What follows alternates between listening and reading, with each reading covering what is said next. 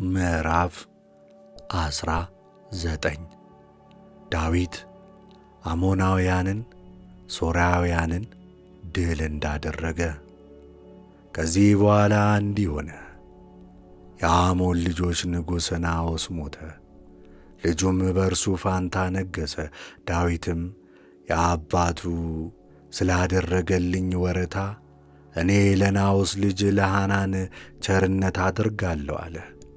ዳዊትም አባቱ ስለ ሞተ ሊያጽናናው መልእክተኞችን ላከ። የዳዊትም አገልጋዮች ሊያጽናኑት ወደ ሐናን ወደ አሞን ልጆች ምድር መጡ። የአሞን ልጆች አለቆች ግን ሐናንን ዳዊት የሚያጽናኑህን ወደ አንተ የላከ አባትህን በማክበር ነውን? አገልጋዮቹስ ከተማይቱን ለመመርመርና ሀገሪቱን ለመሰለል ወደ አንተ የመጡም አይደሉምን? አሉት። ሐናንም የዳዊትን አገልጋዮች ወስዶ የጢማቸውን ግማሽ አስላጫቸው፣ ልብሳቸውንም እስከ ወገባቸው ድረስ ለሁለት ቀድዶ ሰደዳቸው። ሰዎችም ሄደው በሰዎቹ ላይ የተደረገውን ለዳዊት አስታወቁት። ሰዎቹም በብዙ አፍረዋልና ይቀበሏቸው ዘንድ ሰዎችን ላኩ። ንጉሡም ጢማችሁ እስኪያድግ ድረስ በኢያሪኮ ተቀመጡ፣ ከዚያ በኋላ ተመለሱ አለ። የአሞንም ልጆች የዳዊት ሰዎች እንዳፈሩ ባዩ ጊዜ ሐናን የአሞን ልጆች ንጉሥ ከሶርያ መሴጴጦምያ፣ ከሶርያ ሞዓካ፣ ከሱባም ሰረገሎችንና ፈረሰኞችን ይቀጥሩ ዘንድ 1,000 መክሊት ብር ላከ። 32,000 ሰረገሎችን የሞዓካን ንጉሥና ሕዝቡም ቀጠሩ። መጥተውም በሜድባ ፊት ለፊት ሰፈሩ። የአሞንም ልጆች ከየከተሞቻቸው ተሰበስበው ወደ ሰልፍ ወጡ። ዳዊትም ይህን በሰማ ጊዜ ኢዮአብንና የኃያላኑን ሠራዊት ሁሉ ላከ። የሞዓንም ልጆች ወጥተው በከተማይቱ በር አጠገብ ተሰለፉ። የመጡትም ነገሥታት ለብቻቸው በሜዳ ላይ ሰፈሩ። ኢዮአብም በፊቱና በኋላው ሰልፍ እንደ ተከበበ ባየ ጊዜ ከእስራኤል ጎልማሶችን መረጠ። እነርሱም የሶርያን ጋር ተዋጉ።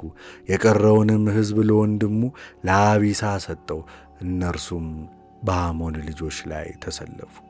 ኢዮአብም ሶርያውያን ቢበረቱብኝ እርዳኝ፣ የአሞንም ልጆች ቢበረቱብኝ እርዳኝ፣ እረዳሃለሁ፣ አይዞ በርታ፣ ስለ ሕዝባችንና ስለ አምላካችን ከተሞች እንበርታ፣ እግዚአብሔርም በፊቱ ደስ ያሰኘውን ያድርግ አለ። ኢዮአብና ከእርሱም ጋር የነበረ ሕዝብ ከሶርያውያን ጋር ተዋጉ። እነርሱም ከፊታቸው ሸሹ። የአሞንም ልጆች ሶርያውያን ከኢዮአብ ፊት ሸሹ። እንደ ሸሹ ባዩ ጊዜ እነርሱ ደግሞ ከወንድሙ ከአቢሳ ፊት ሸሹ፣ ወደ ከተማይቱም ገቡ። ኢዮአብም ወደ ኢየሩሳሌም መጣ። ሶርያውያንም እስራኤል ድል እንዳደረጓቸው ባዩ ጊዜ መልእክተኞችን ልከው በወንዝ ማዶ የነበሩትን ሶርያውያን አስመጡ። የአድርአዛርም ሰራዊት አለቃ ሶፋክ በፊታቸው ነበረ። ዳዊትም በተነገረው ጊዜ የእስራኤልን ሁሉ ሰበሰበ። ዮርዳኖስንም ተሻግሮ መጣባቸው፣ ከእነርሱም ጋር ተዋጋ። ዳዊትም ከሶርያውያን ጋር ተዋጋ፣ እነርሱም ከእርሱ ጋር ተዋጉ። ሶርያውያንም ከዳዊት ፊት ሸሹ። ዳዊትም ከሶርያውያን 7,000 ሰረገሎችን 40,000 እግረኞችን ገደለ። የሰራዊቱን አለቃ ሶፋክስንም ገደለ። አድርአዛርንም አገልጋዮች በእስራኤል ፊት እንደ ተሸነፉ ባዩ ጊዜ ከዳዊት ጋር ታረቁ፣ ተገዙለትም።